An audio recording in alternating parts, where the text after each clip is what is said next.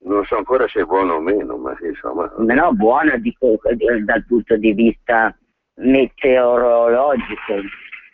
Quindi non lo so, e tu vieni a dire queste cavolate così, ma dai, va bene. Io voglio salutare i miei amici protagonisti, quelli che da anni non soltanto ci stanno seguendo, ma sono partecipi dell'azione, e quale se ne è aggiunto uno, Attolini, che in questo momento sarà in giro con il gazebo a Reggio Emilia, che vi ha mandato un bellissimo libro pieno come si dice, di sketch, di storie, di politiche molto divertenti, con le quali sto mettendo insieme uno spettacolo. Molto bene. Ci stanno ad ascoltare. Chissà se questa mattina ci siamo messi nella postazione di ascolto, perché loro si mettono con la sedia davanti alla radio, aspettano che noi parliamo di loro e li chiamiamo perché per entrare in sintonia, hai capito, con lo spettacolo. Invece certo. Di Franco Fora e di Erminia non diciamo niente perché non sentono più la radio e quindi non li salutiamo nemmeno. Non riescono più a spenderla, pazienza. Va bene, allora non saluto Franco Fora e non saluto neanche Erminia, ma però salutiamo i Cesare Beri. I nostri nipotini oggi non ci sono, avverto, perché sono in viaggio. Stanno arrivando. Sì, stanno rientrando alla base. Quindi adesso, visto che siamo alla fine di aprile, vi leggo la ricetta famosa che si serve, con la quale dobbiamo mangiare. Perché? Perché alla fine di aprile si mangiano gli asparagi, si cominciano a mangiare gli asparagi. Buoni, sono buonissimi gli asparagi, piacciono a tutti quasi. Sì. Dai, allora, riso e asparagi. Scegliere 400 grammi di asparagi freschi, sottili, scartare la parte bianca e tagliare la rimanente in tocchetti di circa 3 cm, fare bollire 1,5 litri di brodo di carne e tuffarvi gli asparagi. A fiamma vivace fare prendere nuovamente bollore e aggiungere 2 grammi di riso di riso, capito? Non visione, di riso vialone, volevo dire. Perché c'è il maratello, c'è il vialone, eccetera, eccetera. C'è il bascapè, quello che non piace a tuo fratello Gianfranco.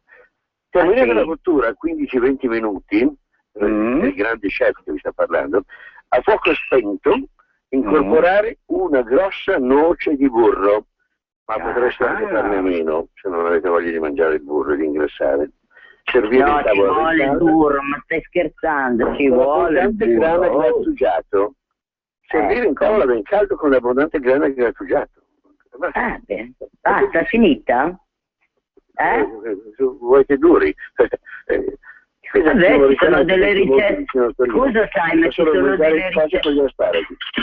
delle ricette che sono molto complicate, invece questa qui mi sembra abbastanza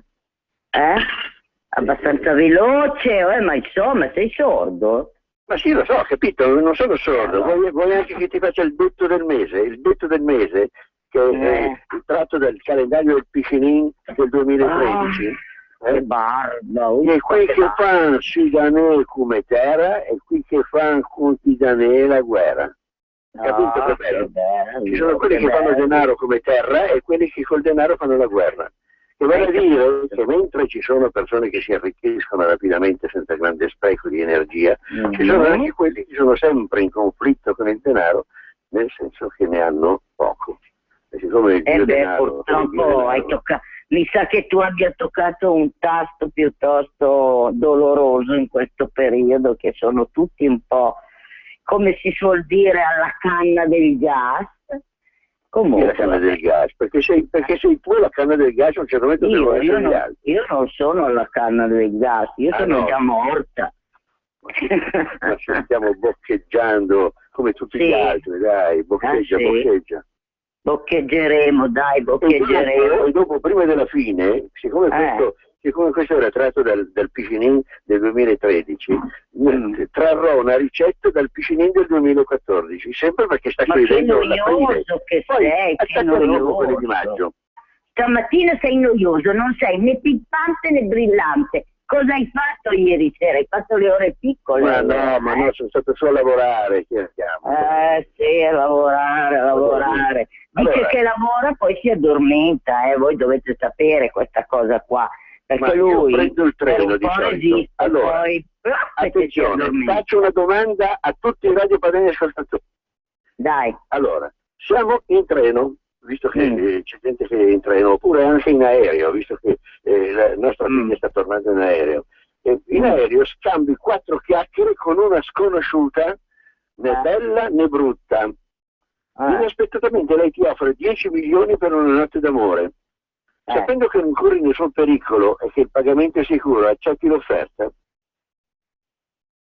Io? Lo dici a me? No, rivolgiamoci a te invece è uno sconosciuto che ti offre una notte d'amore, cosa vuol dire? Scusa, ma per 10 milioni di euro, non so, uno potrebbe anche... Stai buttandoti via, bene, io non mi butto via, adesso sappiamo 10 milioni di euro, insomma... perché hai una voglia sfrenata di andare in aereo, una roba veloce si può anche fare. Non è che ci sarà qualcuno che ci telefona. Vabbè, intanto mettiamo una canzone. Roberto, puoi come dare il dite numero voi maschi, una botta e via si può fare, no? No? Ma scusa, tu cosa faresti, primo? Tu cosa faresti? Io prenderei 10 milioni. Tu anche gratis, altro che storie, tu anche gratis. Mascalzone. Vabbè, ormai nell'area riposo, ma insomma, Mettiamo su una canzone, un'avventura di treno. Sì, dai, mettiamo una bella canzone. Filava è la canzone che abbiamo preparato. Ma siccome è un po' lunga, a un certo punto la sfumiamo, va bene? Pronto? Vedo niente.